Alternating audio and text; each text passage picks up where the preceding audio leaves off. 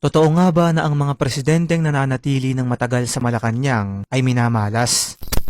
Mga kaibigan, alam nyo ba na may isang lumang kwento sa ating bansa na tinatawag na The Malacanang Hex o Curse of Malacanang? Kung hindi nyo na ito naabutan ay sigurado akong alam ito ng mga lolo't lola ninyo kung saan ayon sa kwento, yung mga presidente raw na namamalagi ng matagal sa pwesto at naninirahan ng matagal sa Malacanang ay nagkakaroon ng iba't ibang kamalasan sa buhay. Ayon sa ilang historiador, nagsimula raw ang kamalasang ito noong American colonial period noong early 1900s dahil may mga espiritu raw at mga kaluluwa ng mga namatay at pinaslang dun sa gusali noong panahon ng mga Espanyol ang namamalagi at nagpaparamdam dun sa Malacanang, bit-bit ang kanilang galit, poot at negatibong enerhiya na siyang nagdudulot ng kamalasan. Sumikat lalo ang kwentong ito noong 1986 matapos mapatalsik sa pwesto ang dating Pangulong si Ferdinand Marcos Sr. na may pinakamatagal ring pag-upo sa pwesto sa loob ng mahigit 20 taon hanggang sa natanggal nga ito gawa ng nangyaring EDSA Revolution.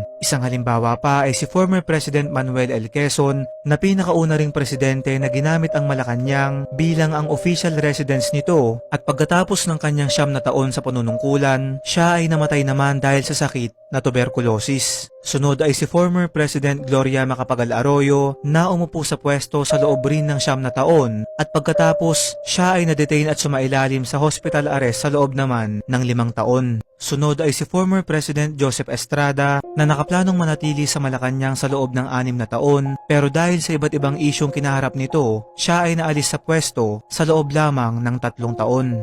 At panghuli si former President Ramon Magsaysay na itinuturing bilang isa sa pinakamagaling na presidente ay bigla na lang namatay sa ika-4 na taon nito sa pwesto sa kadahilanang bumagsak ang sinasakyan nitong eroplano. Inuulit ko mga kaibigan, ang kwentong ito ay galing sa iba't ibang conspiracy theorist, historiador, media at ilang mga naging empleyado sa Malacanang na atin lang pinagkune-konekta at na lamang maaari ngang totoo ang bagay na to. Sa kabilang banda ay pwede rin naman natin sabihing nagkataon lamang yung mga pangyayari at wala talagang halong hiwaga at hindi talaga totoo na may dalang kamalasan ang Malacanang sa mga presidenteng nagtatagal sa pwesto. Ano sa tingin mo, kaibigan?